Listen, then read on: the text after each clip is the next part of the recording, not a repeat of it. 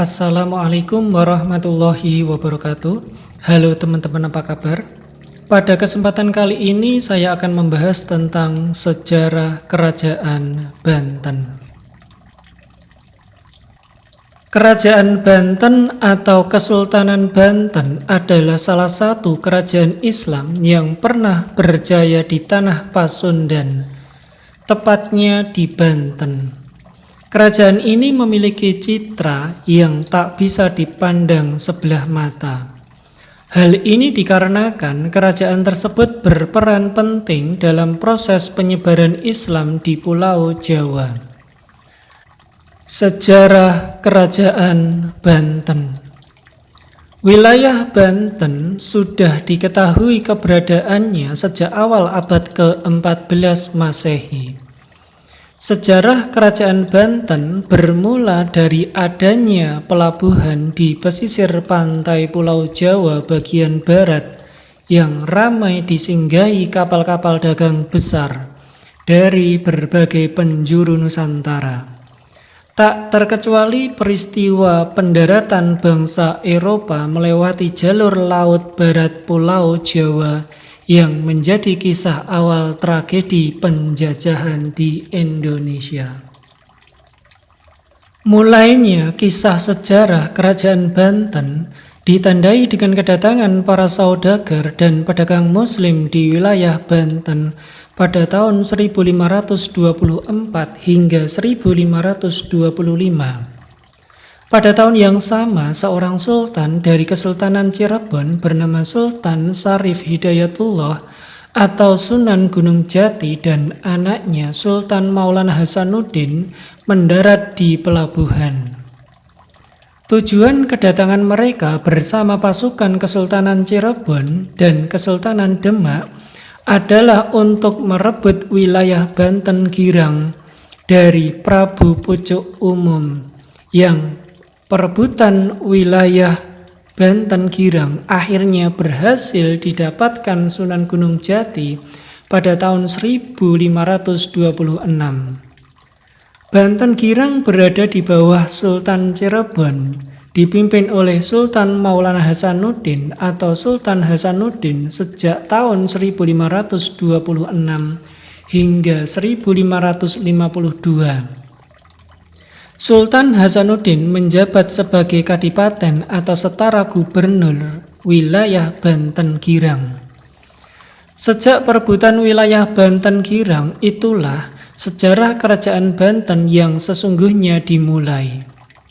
Wilayah Banten Girang pun bisa dikuasai oleh Sunan Gunung Jati dalam rangka menyebarkan ajaran agama Islam ke masyarakat Banten yang saat itu memeluk agama Hindu. Pada tahun 1552 menjadi tahun bersejarah bagi Sultan Hasanuddin. Hal itu dikarenakan beliau diberi kepercayaan oleh sang ayah, Sunan Gunung Jati, untuk menjadi Raja Kesultanan Banten hingga tahun 1570.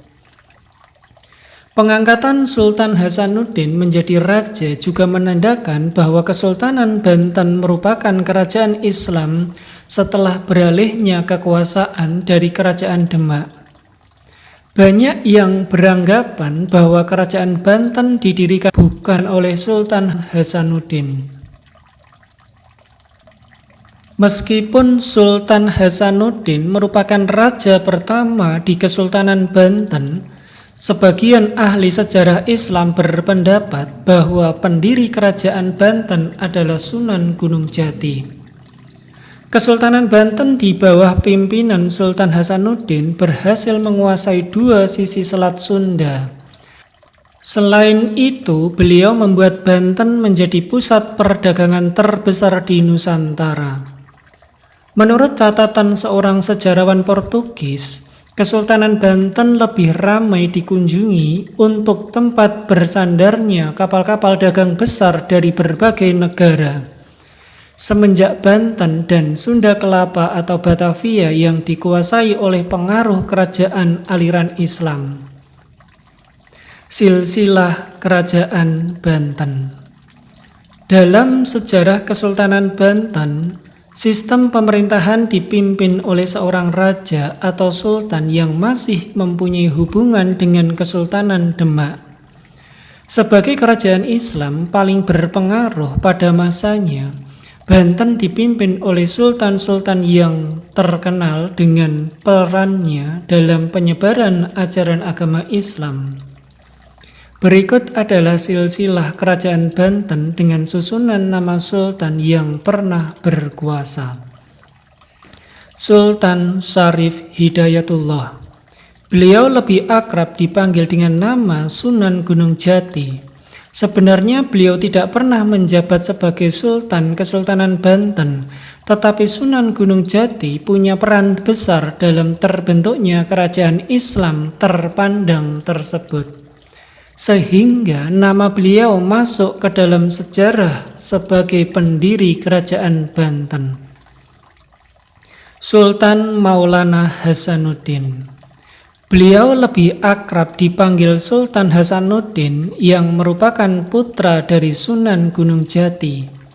Tak lama setelah perebutan wilayah Banten, Banten melepaskan diri dari Demak.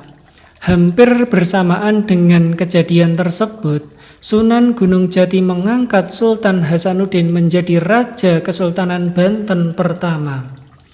Beliau memerintah selama 18 tahun sejak tahun 1552 hingga 1570. Sultan Maulana Yusuf. Sepeninggal Sultan Hasanuddin, kerajaan Islam tersebut dipimpin oleh Sultan Maulana Yusuf. Beliau memerintah selama 15 tahun sejak tahun 1570 hingga 1585. Selama pemerintahannya, kerajaan Pajajaran dan Bogor berhasil ditaklukkan. Beliau juga sering disebut Pangeran Pasarean. Sultan Maulana Muhammad. Sultan Maulana Muhammad naik tahta sebagai raja saat masih berusia 9 tahun, menjadikannya sebagai raja termuda saat itu. Beliau memerintah kerajaan selama 11 tahun sejak tahun 1585 hingga 1596. Selama pemerintahannya, beliau sempat menyerang Kesultanan Palembang. Naasnya, Banten kalah dalam pertempuran tersebut hingga menewaskan Sultan Maulana Muhammad. Sultan Abdul Mufakir Muhammad Abdul Qadir. Ternyata Sultan Maulana Muhammad meninggalkan seorang putra bernama Sultan Abdul Mufakir atau Pangeran Ratu yang masih berusia 5 bulan. Sehingga harus naik tahta menjadi raja termuda saat itu. Sembari menunggu dewasa, pemerintah kerajaan dipimpin oleh Mangkubumi Rana Manggala. Pangeran Ratu berkuasa selama 55 tahun sejak 1596 sampai 1651. Beliau bergelar Kanjeng Ratu Banten. Bersamaan dengan naik tahtanya Sultan Agung, pasukan Belanda mendarat di Banten pada 22 Juni 1596. Sultan Ageng Tirtayasa. Kerajaan Islam ini mencapai masa kejayaannya saat dipimpin oleh Sultan Ageng Tirtayasa. Beliau naik tahta sebagai raja selama 32 tahun sejak tahun 1651 sampai 1683. Sultan Ageng Tirtayasa berusaha dalam perluasan wilayah kerajaan.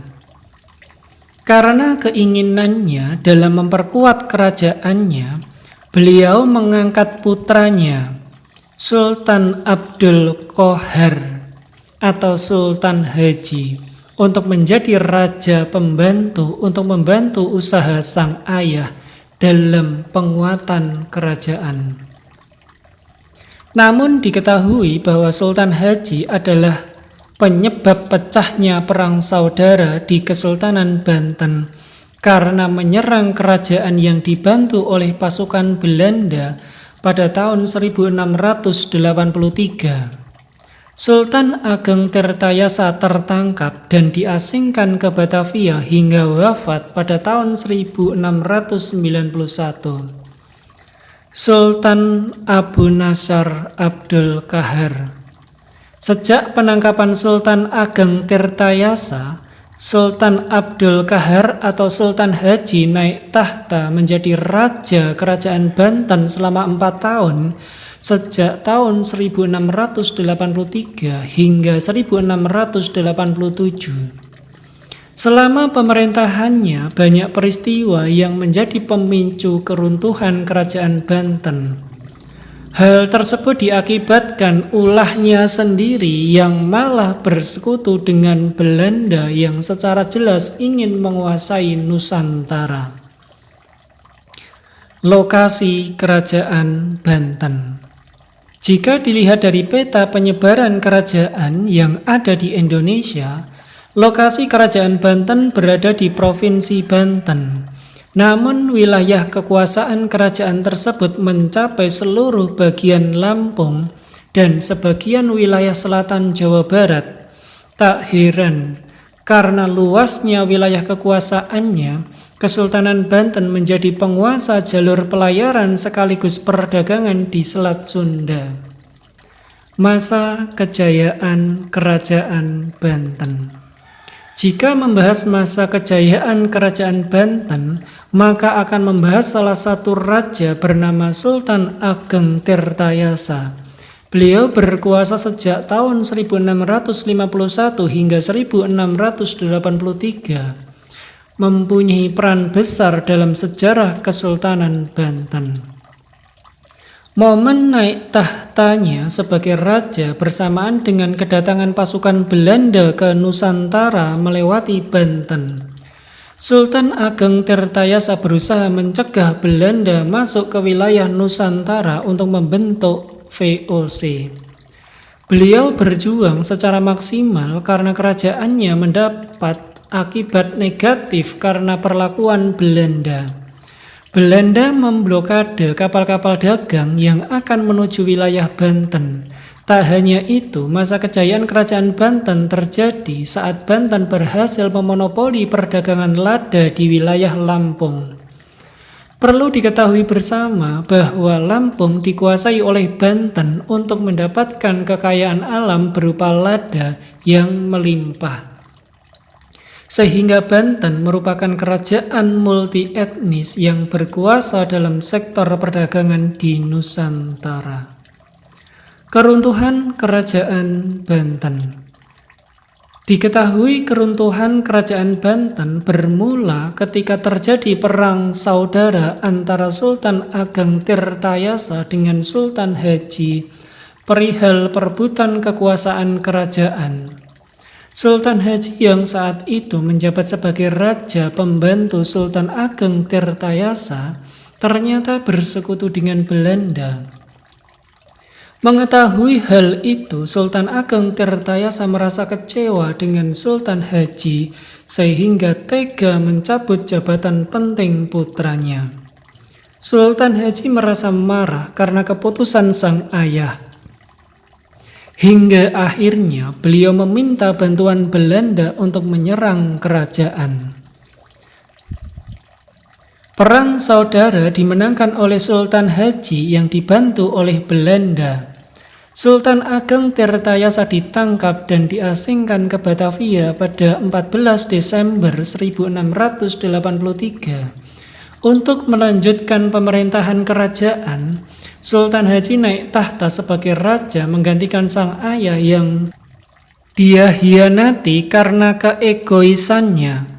Sultan Haji mengungkapkan rasa terima kasih dengan menghadiahkan wilayah Lampung untuk Belanda.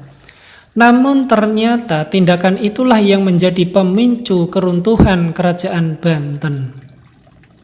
Sultan Haji wafat pada tahun 1687 yang merupakan kesempatan Belanda untuk menguasai wilayah Banten yang punya kekuatan perdagangan yang tidak diragukan di penjuru Nusantara.